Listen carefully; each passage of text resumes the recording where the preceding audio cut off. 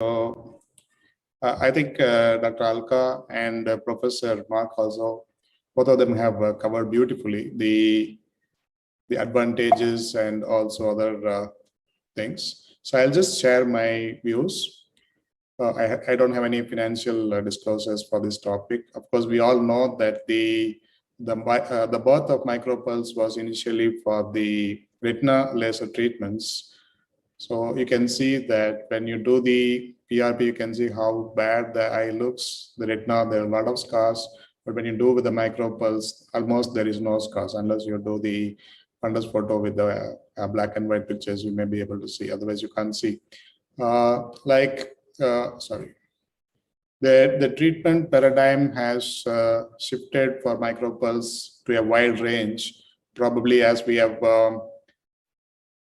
said earlier, even without any procedures, earlier procedures, we are doing the micropulse now. So that's the advantage. So it goes to the entire spectrum of treating the glaucoma. So the advantage is, so you can see that you name a patient in glaucoma management, it is almost there in every given patient that we do the micropulse.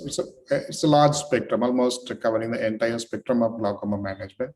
And this is a single laser machine with a one probe, and we can do the treatment for multiple patient types. So you can see the benefits of micropulse transscleral laser therapy. It reduces the intraocular pressure by 30 to 45% with the success rate of between 60 to 80%. And how long it can stay, it is about 78 months, the IOP control has been shown. But the only thing is you may have to go for the retreatment of these patients. Some of them at least require a retreatment. So there is a possible reduction in the number of medications. We know that the number of medications reduction also plays a critical role, especially on the ocular surface. And looking at the safety profile, there are over 70 studies. They have shown that there is very low incidence of adverse events.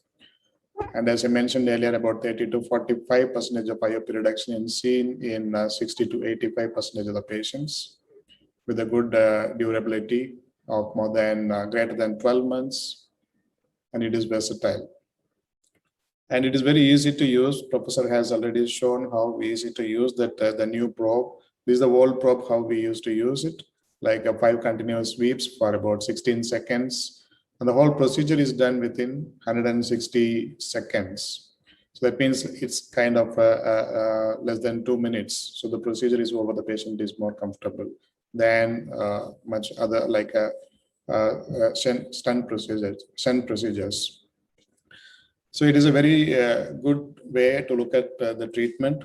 Is that a retreatment possible in this laser? Yes, definitely. It is a first non-incisional laser, a non-invasive laser procedure with a high safety profile.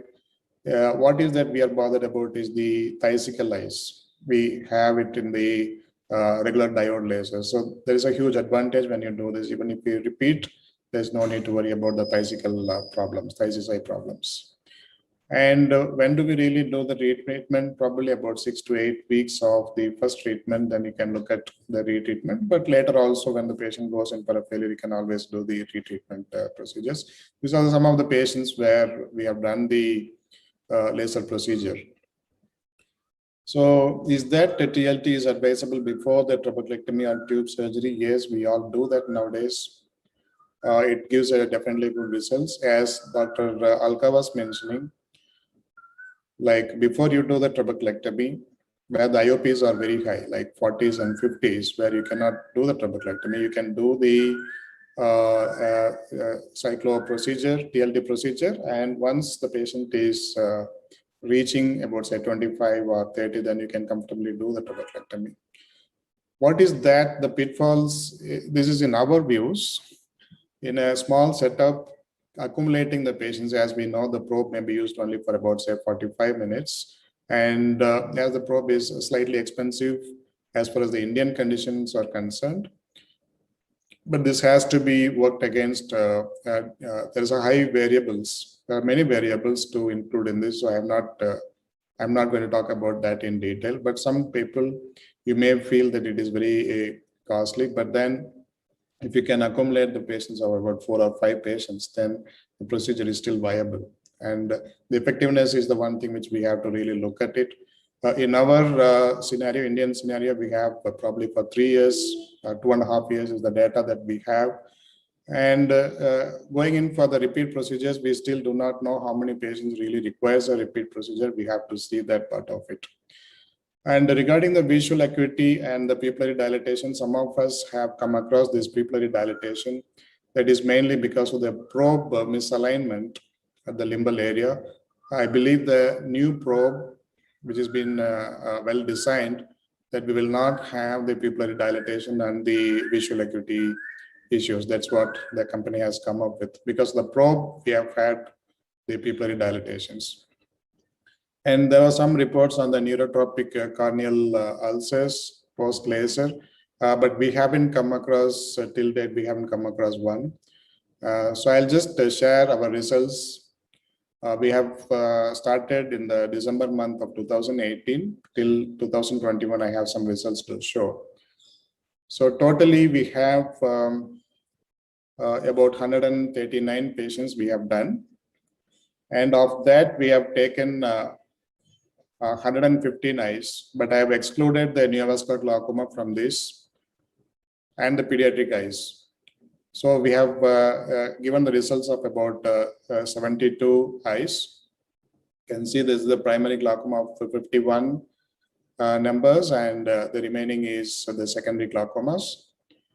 And age group is close to 60 years, but there is a wide range that is varying between 20 to 86 years.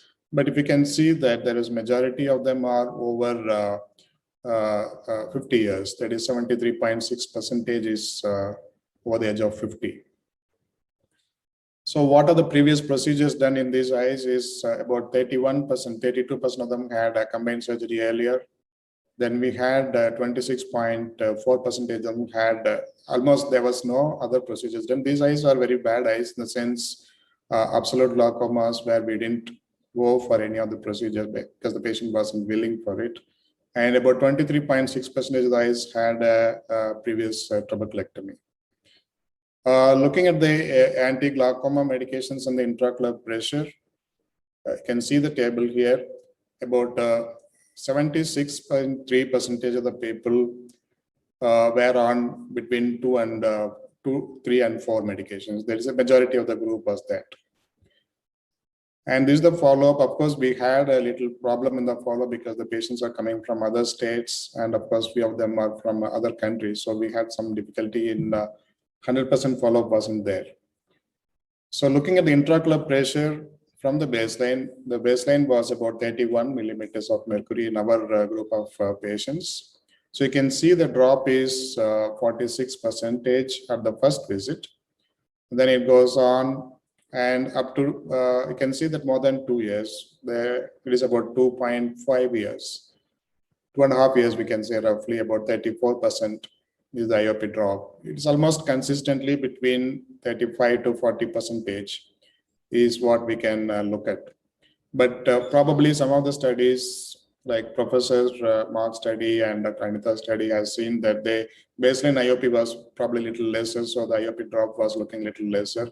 But as we all know that in glaucoma, once you have a higher IOP levels, then you may have a better IOP drop. That's a very well-known criteria.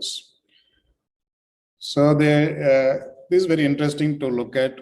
When you look at the preoperative baseline intraocular pressures, as I mentioned, IOP was about 31. This chart shows how many people had IOP of less than 14 after the treatment. You can see that 36%, 40%, 28, 38, and you can see the 25%. These are significant IOP drop. That means below 14 intraocular pressures. And if you really look at all the other criteria, it's very interesting that if you have a 40%, 35% at least, then the progression of the glaucoma is almost, or I can say very less. I cannot say that it is going to be 0, but it is very, very less. And looking at the baseline medical number of medications versus the follow-up, as Professor was mentioning, we didn't have much of a drop in the number of medications like what Dr. Alka was showing. It is 2.93, and then probably at the end of 1 year, we had 2.36, probably about 0.6 number of medications drop, but otherwise it is almost the same. We haven't reduced the number of medications. And looking at the distribution of number of AGMs, so this is what I was just talking about earlier. This is an interesting slide. The visual acuity, we have given it in the logmar. The initial, there is a baseline is 1.13, but there is a little bit of a drop in vision. But the problem in this chart is the follow-up of the patients were not the same. So some of them, at the end of 2 years, you can see there is a significant reduction in the visual acuity, but this is not the true. These patients were like more of an absolute glaucomas. They had all other problems like catoplasty, failed catoplasties, retinal, other problems where they have developed during this period. So it is difficult for us to again say that how many people had stable visual acuity post laser, because the other problems we could not say what is good. So the same thing which we have shown it in this slide again. So it is very difficult for us to come to a conclusion how many had stable vision. Looking at the repeat procedures, we had 5 patients we have repeated out of the 72 eyes. The duration is between 2.5 months in some patients and varied to 13.3 months, that is more than a year. So before the laser, the repeat laser, the IOPs were ranging between 20 to 48, and follow-up was, some patients had come only about 8 days after they haven't come back, and it has gone up to 24.5 months. So post, after the TLT, the IOPs were like ranging between 11 to 30 millimeters of mercury. So this is to compare the other studies outcome of laser. We have seen that 30.6 to almost similar to our patients. The IOP drop has been close to 40% in this study. So just to conclude that the Iridex, the micropulse P3 system is a very safe, non-destructive and a repeat procedure with a decent intraocular pressure reductions between 35 to 40%. Having said that, it has to be, the baseline has to be about 30 or 30 plus intraocular pressures. So thank you so much for your attention.